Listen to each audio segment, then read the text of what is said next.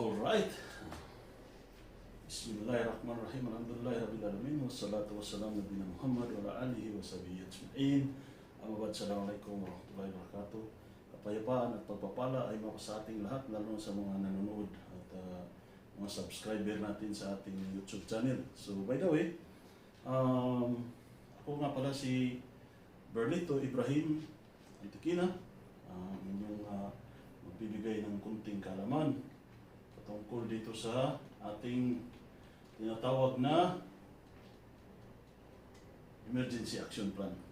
Okay? So, ito ay maiksi lamang na kaalaman kung paano tayo o paano natin i-save yung ating sarili in case of emergency. Or kaya ikaw naman ay isang safety professional kung paano at ano ang gagawin natin para ma-establish natin yung emergency action plan. Okay? So, inshallah, ay sa abot natin makakaya, ito ay i-discuss natin in Tagalog or Taglis para lalong maintindihan, lalo na dun sa ating mga safety aspirant. Yung mga safety aspirant natin at saka yung mga bago sa field of safety. So, I hope na ito ay makakatulong sa inyo sa pag-review ninyo o pag manonood kayo. Kasi minsan nagbabasa tayo ng mga babasahin ng safety na napakahaba. Diyan inaantok tayo at hindi na natin mababasa. Sa pamagitan ng mga video na to ay madali ninyo mapanood at madali ninyo makuha ang nais natin iparating sa bawat topic. So, huwag kayong makalimot sa pag-subscribe, Safety and Beyond. And then, maraming salamat sa lahat ng sumusuporta sa ating Al-Salam Training Center. Mashallah. So, dito ay ating i-discuss ang patungkol sa Emergency Action Plan. So, ano ba itong Emergency Action Plan? Okay? So, in our Emergency Action Plan, of course, we should have emergency escape procedure and escape routes. Dapat alam natin kung ano yung emergency procedure, ano ang dapat nating alituntunin o dapat sundin sa ating emergency action plan. So mayroon tayong tinatawag na escape routes. Dapat alam natin kung saan ang daanan, kung saan ang patutunguhan o puntahan kapag mayroong emergency, saan yung area na kung saan doon sila ay magiging safe in case of emergency.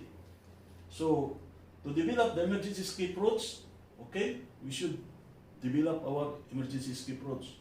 We should know where is, for example, lagi natin nilalagay sa ating mga camps, sa ating mga building, kung ikaw ay safety sa mga hospital o sa mga hotel, o lalo na sa construction site, kapag mayroon kang mga office site, and also even the site.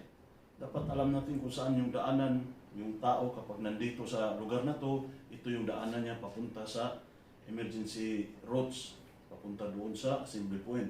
Ito dito banda, ito naman yung daanan niya papunta dito. Para hindi magkawala-wala yung mga tao in case of emergency. Our workers, our employees, right? So floor plans, napaka-importante. Dapat nakapost ito, nakapaskil ito sa ating mga worksite, sa ating mga working area, sa ating office, sa mga building. Dapat naka-post ito, di ba? So, what else? Work area maps.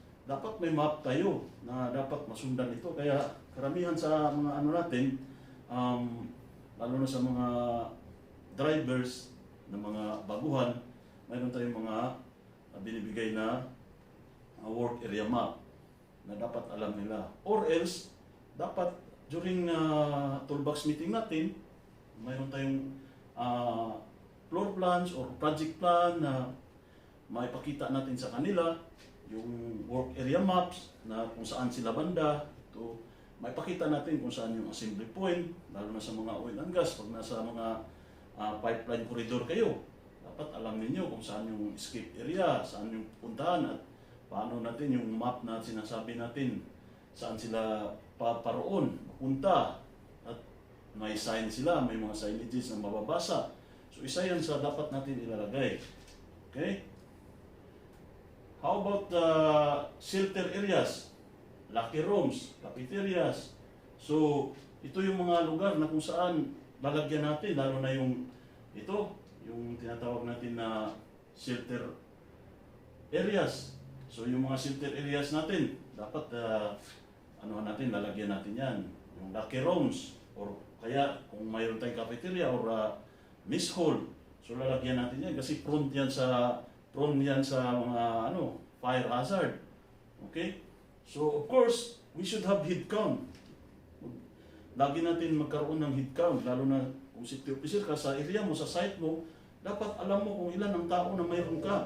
Kaya mayroon tayong attendance lagi, every day. Di ba? Para in case of emergency, pagpunta natin sa assembly point, alam natin, mabilang natin kung sino yung mga tao na kabilang sa area mo. At mabilang mo kung kumpleto ba yung mga tao mo. Yan ang isa sa purpose natin sa head count. Para malaman natin kung sino yung wala, ay mabigyan kaagad natin ng emergency action kung kailangan ng rescue. Okay? Ma-identify kaagad natin kung anong nangyari sa tao na yun. Ma-verify kaagad natin. So, critical plant operation, ito yung mga critical area na dapat natin pagtuunan pansin kapag tayo ay mga safety officer. Lalo na kapag nasa designate workers to shutdown tayo. Yung mga shutdown activities. Alam mo ba yung mga shutdown activities? Ito yung mga live area, live plant, kung saan sinashutdown for temporarily, for maintenance. Di ba? So dapat natin yan. Baka mamaya biglang sumabog dyan, biglang may magkaroon ng leak, o biglang nagkaroon ng emergency, yung explosion or fire, kasi yun ang karamihan mangyayari sa mga shutdown area. Okay? So, lalo na sa mga gas, yan, sa mga gas area. Sa electrical, of course sa electrical, kailangan natin yan.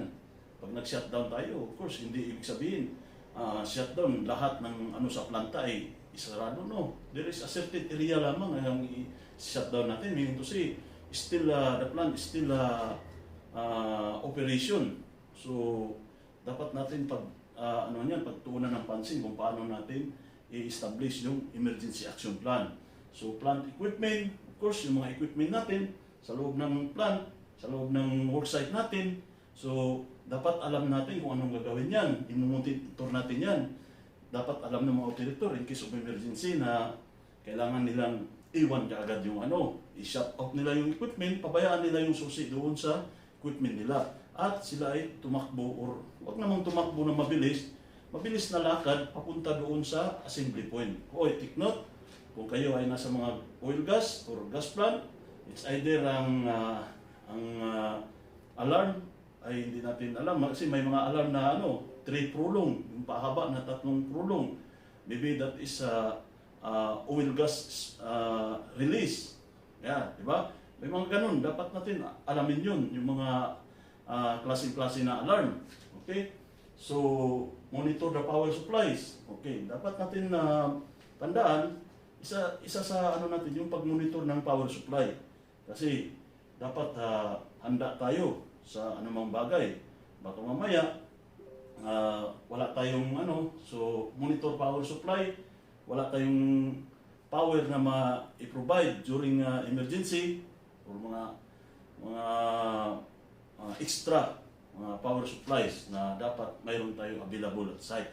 Kasi kapag may mga emergency, of course, shutdown or shut off yung mga electrical or mga natin, mga energize sa natin. So, dapat may mga extra power supply tayo like generator para in case of rescue, pag may rescue tayo, ay makapag tayo ng kahit ilaw doon sa mga area kung saan mayroong mga emergency cases. Monitor water supply.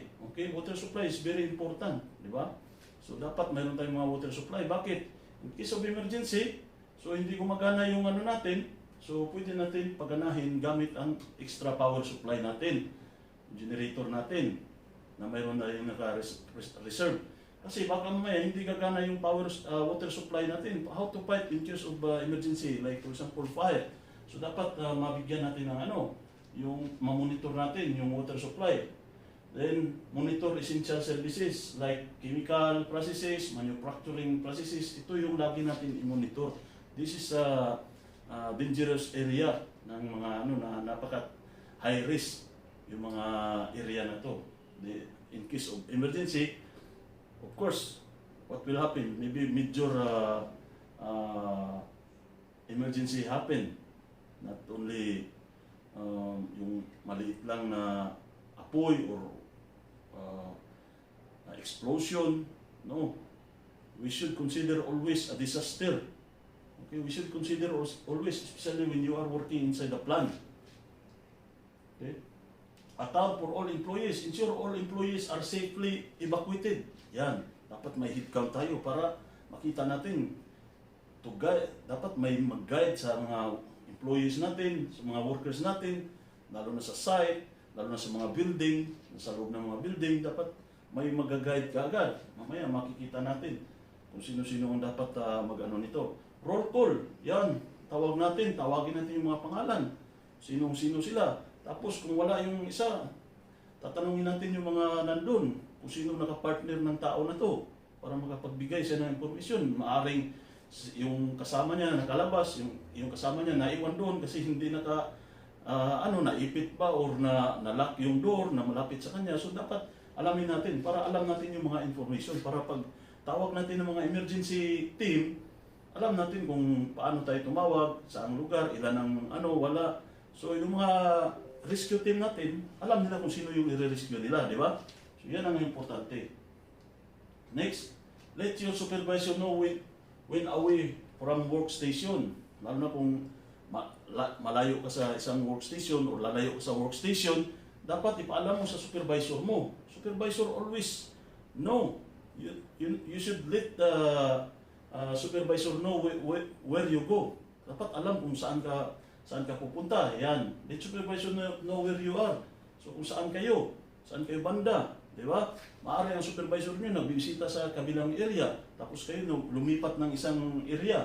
So dapat alam muna ng supervisor niyo kung saan kayo pupunta o saan kayong lugar ngayon magtatrabaho. Maaaring natapos na yung area, tapos na lumipat kayo, dapat ipaalam ninyo. Di ba? Para alam ng supervisor ninyo. Para in case of emergency, wala yung supervisor ninyo at hindi kayo makikita sa assembly point, so maalala ng supervisor na kayo ay nag-inform na nandun kayo sa area na to. Yan ang ibig sabihin doon. Okay?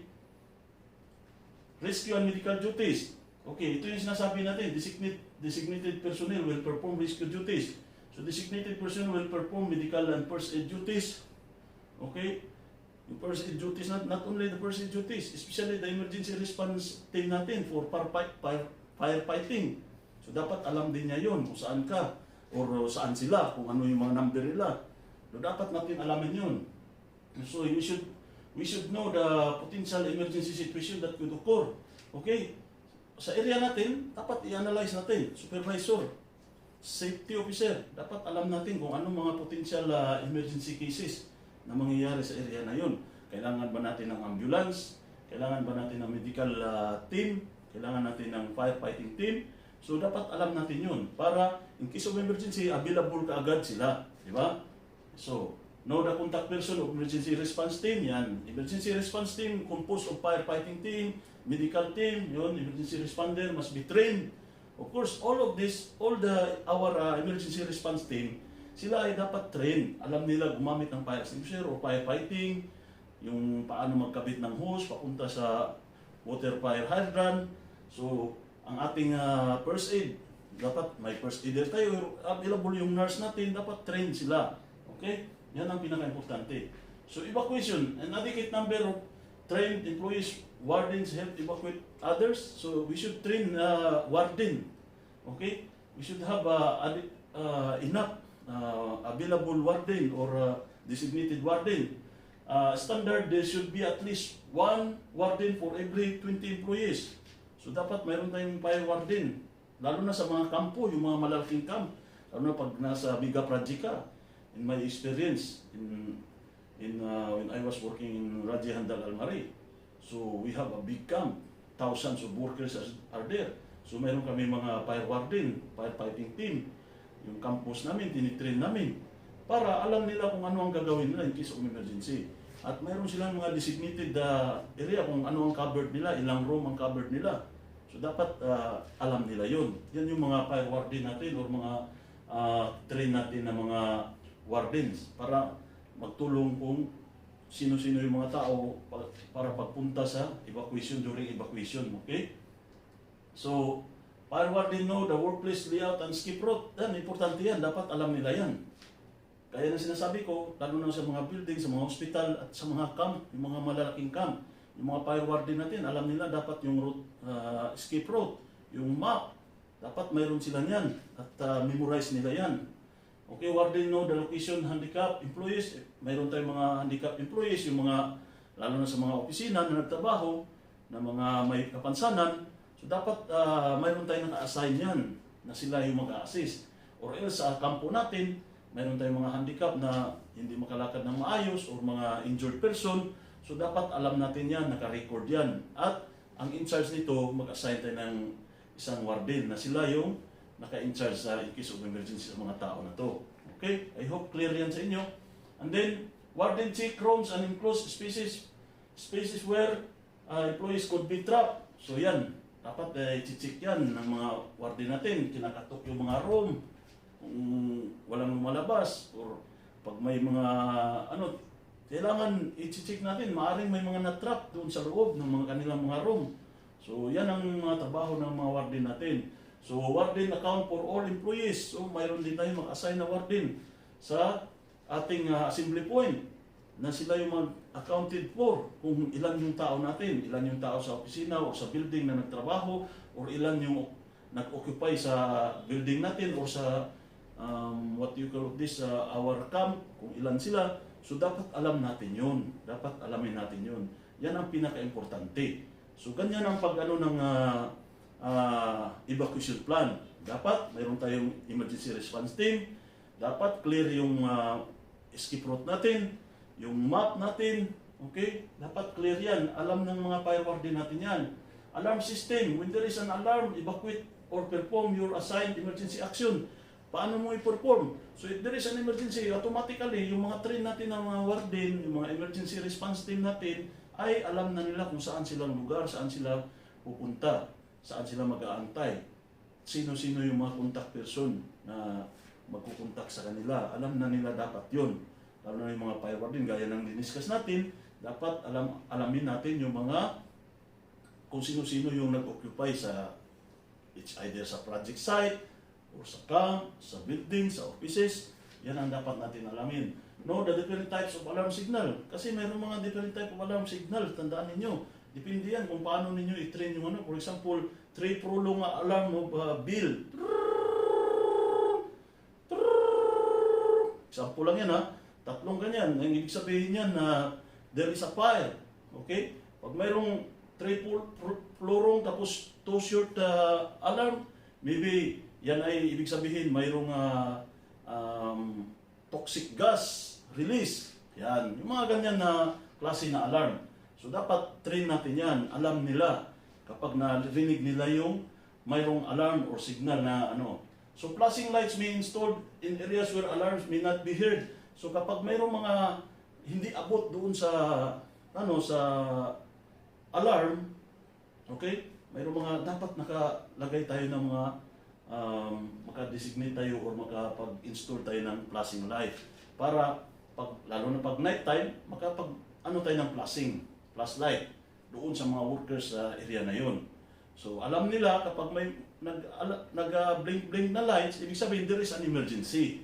So ititrain din natin yan kung ilang blink, ganon. So anong ibig sabihin yan? So yan, ititrain natin yan. Alarm system may use an auxiliary power source so they can operate when power fails. Yan, yung sinasabi natin, dapat mayroon tayong extra generator or auxiliary power na dapat nakahanda yan in case of emergency, lalo na sa mga camps, sa mga offices. Di ba? Sa worksite, it's wide open siya, so hindi na masyado natin kailangan. Pero sa mga camp at sa mga offices, sa mga building, dapat mayroon tayong extra na or mayroon tayong tinatawag na auxiliary power source na backup natin yan in case of emergency. Pag yung lights dito, like for example, this building, pag wala tong so mayroong backup na para natin, magkaroon ng ilaw. Di ba? Yun ang doon. Okay, that's all. So napaka-iksi lamang mga kapatid yung ano natin, pero I hope na clear yung paliwanag natin with regards of this our subject matter about the emergency action plan. So emergency action plan is very important, di ba? Paano natin dagdag natin? Kailangan mayroon tayong tinatawag na training. Hindi lamang sa yung mga pinili nating emergency response team, yung fire warden, hindi lamang doon, hindi doon nagtatapos. Dapat mayroon lahat ng mga workers ay ititrain natin, lahat ng mga occupant na nag-occupy sa ating mga building or sa ating camp ay train sila. Paano natin gagawin yun? Dapat mayroon tayong mga drill na ginagawa. Okay? Fire drill, emergency drill, na medical drill, trauma drill, working at height drill, yan yung mga emergency na dapat natin i-train. Marami pang iba. So, training is very important. Dapat mayroon tayong trainer na naka-assign na mag-conduct ng training every day. So, magagawa siya ng monthly training matrix niya. So, yan, napaka-importante yan, okay? Para ma-achieve natin yung emergency action plan na tinatawag natin. Dapat mayroon tayong training sa lahat ng ano. So, inshallah, naway nagbigay ako ng kunting kaalaman sa inyo at huwag niyong kalimutan, paki-share, paki-pindutin ng like or yung bell button kapag yung video natin or yung YouTube natin walang bell button or ano, kayo na bahala. So, guys, paki-share para hindi po ito para sa atin lamang, bagkus dapat alam din ng karamihan, lalo na sa mga kapwa natin Pilipino, lalo na sa mga aspirant na safety at yung mga safety officer natin at sa ating pamilya. Dapat ma-i-share natin ito sa kanila or sa ating mga kaibigan. Hindi man sila magiging safety, at least, hindi man sila magiging safety officer, at least, mayroon silang kunting kaalaman na in case of emergency, ma-apply nila sa kanilang sarili na ganito pa lang dapat gawin. Dapat alam natin kung saan tayo pupunta. Or sa ating mga office mate, so kung hindi nag-practice kayo, or walang practice yung emergency action plan sa inyo, wala kayong ganitong tawag nito, ganitong practice sa mga or hindi ninyo ito ginagawa kasi maliit lang yung opisina ninyo or ilan lang kayo, but tandaan niyo ang emergency walang pinipiling lugar, walang pinipili kung anong size nito, small, medium or large, maliit man ito, malaki o katamtaman lang o anong nature ng business niyo, wala pong pinipili ang emergency. Lahat po ay mangyayari. Hindi natin alam, di ba? So, sabi nga, knowledge is very important. Di ba? Sana na gets niyo lahat, and inshallah, ako ay lubos na pasalamat sa inyo, sa lahat ng mga kakilala, kaibigan, at mga lalo na sa ating member ng Al-Salam Training Center. Para sa inyo lahat ito, at maraming salamat sa inyo. At abangan ninyo, marami pa tayong video na gagawin doon sa, lalo na sa PDOSI natin. Gagawin natin yun, na katulad nito, 19 to 20 minutes na mga information. I-define natin kung anong class, ano ito, at pagkatapos natin ma-define, at pagkatapos natin malaman kung ano-ano sila, tapos hanapin natin kung ano yung mga hazard, tapos kung ano ang gagawin natin, safety precautionary measure, para lagi matanim sa isipan natin. Kasi alam ko, sa pagbabasa, napakakapal ng mga safety plan natin ay hindi natin magawa ito. Minsan hindi na natin tinatamad tayo magbasa, lalo na sa atin mga adults. So ano tayo, nasa train the trainer yan eh. Pag nag-train the trainer kayo, malalaman ninyo yung kaibahan ng adults at saka sa mga young student. So sila masisipag yan magbasa. Tayo, mas gusto natin yung makapanood tayo at short lang kasi madali tayo antukin. So thank you very much. I hope na nakapagbigay ako ng kunting kaalaman. At kung sino man mag-comments at mayroon man kayong maidagdag, mayroon man pagkukulang or kulang yung presentation, kaya ng sinasabi ko, ito ay short presentation lamang na kaalaman at pwede kayo magdagdag, pwede kayo mag-comments, pwede rin kayo mag-bus. Thank you very much. Maraming salamat. Mabuhay po tayo lahat. God bless you.